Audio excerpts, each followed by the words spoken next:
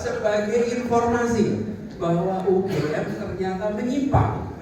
UGM menyimpang dari konsep 457 SK Mendikbud. Nah, penyimpangan itu kan kita ceritakan dengan penuh semangat. Nah, jadi kita kan membayangkan ini agent of information dari tahun 90-an sampai sekarang berada di 2020. Masuk berikan tadi sambutannya luar biasa, wakil rektor, dan semuanya saya kira itulah hasil dari dinamika kegiatan kemahasiswaan selama ini. Saya itu lahir tahun 44. 35 tahun yang lalu berarti berapa usia saya? Ya, beliau kan sekarang 82 dikurangi 30, ayo berapa? 47.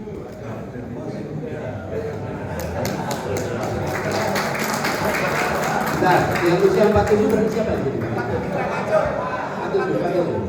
Dayak berapa Dayak? Dayak 52. Berarti Pak Cahaya lebih muda banyak daripada semua yang dari sini, Pak. Masih kebalik Tuhan berapa sih? 58. Saya sangat bersyukur bahwa karya saya dapatkan kesempatan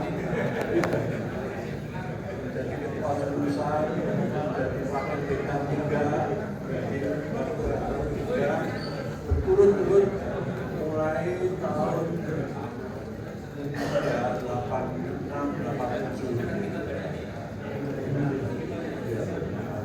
Kebahagiaannya itu saya rasakan pada hari ini. Kawan-kawan, kolega-kolega, dulu mahasiswa nakal saya sudah menjadi orang-orang yang sangat luar biasa dalam kedudukan masing-masing. Selamat.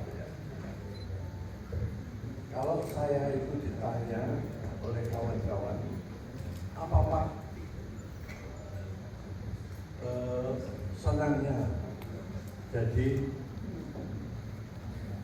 pengurus bagian kemahasiswaan, khususnya menjadi wakil rektor kemahasiswaan atau wakil rektor 3, atau pada waktu itu adalah pembantu dekan 3,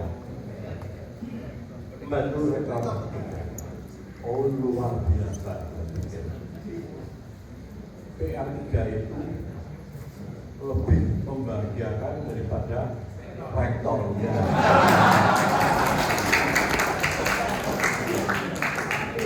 Dan lebih sering kurang tidur ya.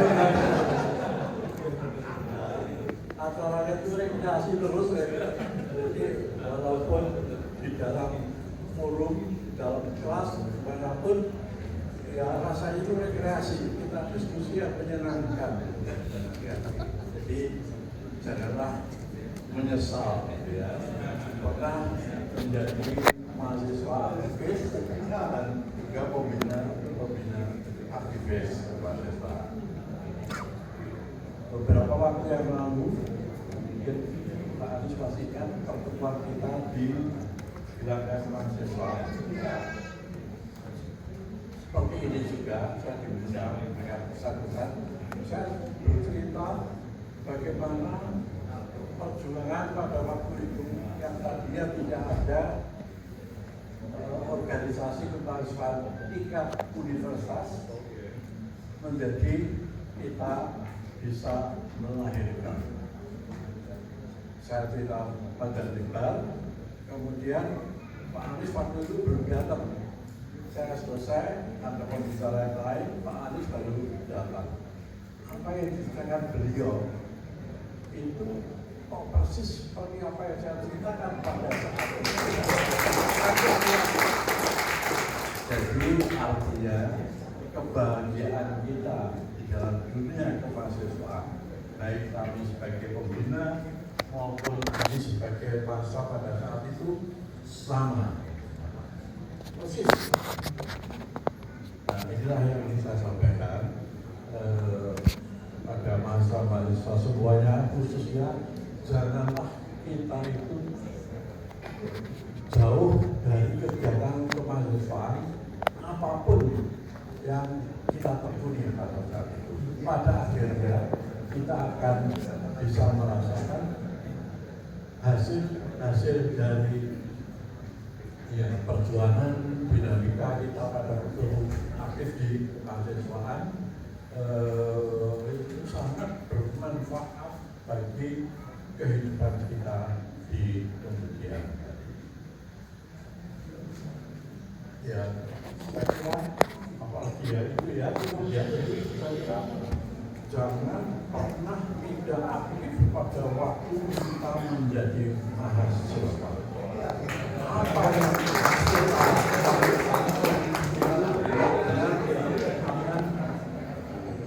mempunyai dampak yang sangat positif bagi karya kita waktu kita lulus, pada waktu kita sudah menjadi menjalani jabatan-jabatan. Saya kira ya itu saja yang saya sampaikan. Saya sangat gembira dengan Anies, Elan, dan kawan-kawan yang lain yang pada waktu itu kita bersama-sama memikirkan bagaimana kita bisa memiliki organisasi kebangsaan di tingkat bangsa, di kelas universitas yang kita mulai dengan sesuatu yang sangat sederhana, yaitu forum komunikasi mahasiswa fakultas. Itu saja. Dengan forum komunikasi itu sedikit-sedikit kita akan bisa menampilkan apa organisasi yang tepat untuk kita semua pada waktu itu. Walaupun setelah senat mahasiswa. Baik, terima kasih Bapak. Lebih persingkat, maaf Bapak. Apalagi untuk kita menciptakan forum komunikasi melahirkan senat mahasiswa, kemudian melahirkan itulah kebahagiaan yang luar biasa yang sekarang kita berkati waktu yang kita tahun. Saya kira itu saya sampaikan. Selamat kepada semuanya.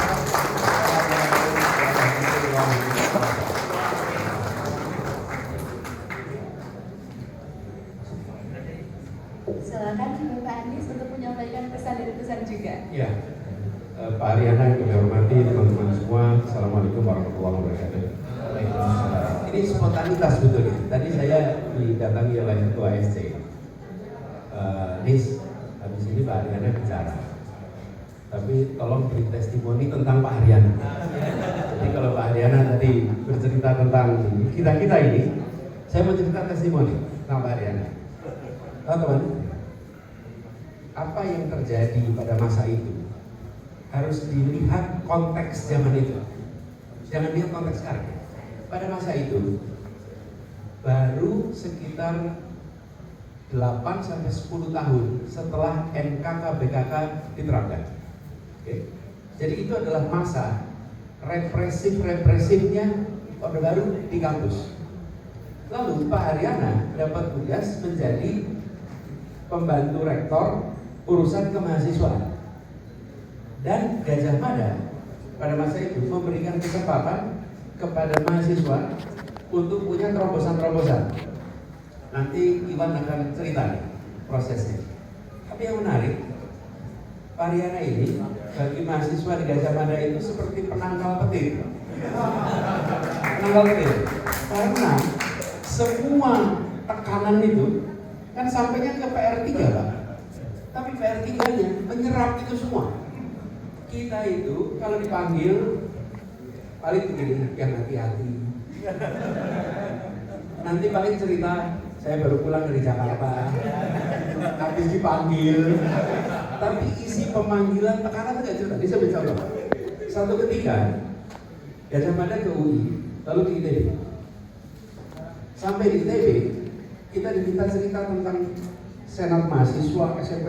Coba kita ini kita penuh semangat Pak di hadapan rektorat ITB. Oleh yang rektorat itu dilaporkan ke Dikti Pak sebagai informasi bahwa UGM ternyata menyimpang. UGM menyimpang dari konsep 457 SK Mendikbud. Nah penyimpangan itu kan kita ceritakan dengan penuh semangat Pak. Nah ya kita kan nggak membayangkan ini agent of information Pak gitu. Nah ternyata kita jauh itu agen Pak. Dilaporkan ke penjualnya Pak gitu. Jadi dilaporkan ke Jakarta, apa yang terjadi? Dia dipanggil. Tadi waktu ketemu saya tadi pagi, saya dulu dipanggil Pak Imam Markum. Pak Imam Markum itu adalah yang ingat ya Pak Imam Markum ya. Pak Imam Markum itu direktur kemahasiswaan di Dikti. Jadi sebetulnya nanti ceritanya panjang di sana. Tapi saya mau cerita ke Pak Haryana. Gara-gara peristiwa itu Pak Haryana dipanggil karena UGM menyimpang. Teman-teman jangan membayangkan ada otonomi kampus. Jangan membayangkan kampus itu sebagai institusi yang terpisah dari negara. Kampus itu sepenuhnya dalam kendali negara.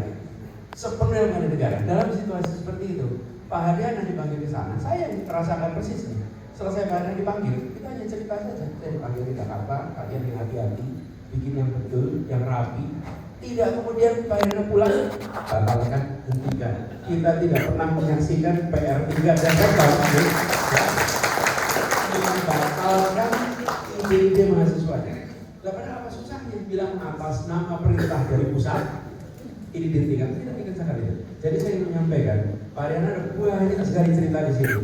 Tadi Pak Haryana kan ceritakan pendampingannya. Sesungguhnya Pak Haryana telah menjadi pelindung dan akibat perlindungan itu tumbuh organisasi dalam kampus di UGM yang akhirnya di seluruh Indonesia muncul organisasi.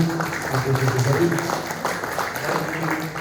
sampaikan kepada rasa terima kasih, rasa hormat, dan ini Pak Haryana itu menjadi pahlawan di dalam perjuangan pendirian organisasi mahasiswa di kampus. Nama beliau tidak muncul di dalam gerakan-gerakan mahasiswa 95, 98 dan lain-lain. Tapi kalau tidak ada perlindungan masa ini, termasuk rektor sebelumnya almarhum Pak Kusnadi dan almarhum Pak Adnan, karena dua rektor itu memang satu periode, tapi pembantu rektornya sama-sama Pak Haryana. Jadi ya betul kan Pak? Rektornya Pak Kusnadi, PR3 ini siapa? Pak Haryana. Rektornya Pak Adnan siapa? Pak Haryana. Jadi Pak Haryana yang sebetulnya menjaga kita semua secara nyata di lapangan. Jadi ini saya ingin sampaikan sedikit, teman-teman pasti punya testimoni banyak tentang Pak Haryana. Tapi saya bisa sampaikan Pak Haryana telah menjadi pelindung, kalau istilah saya tadi penangkal petir, sehingga kita tidak merasakan korslet tegangan tinggi yang pada waktu itu luar biasa sekali. Terima kasih Pak Haryana, semoga Bapak panjang umur dan terus menjadi rujukan buat kita semua. Saya kembalikan, terima kasih.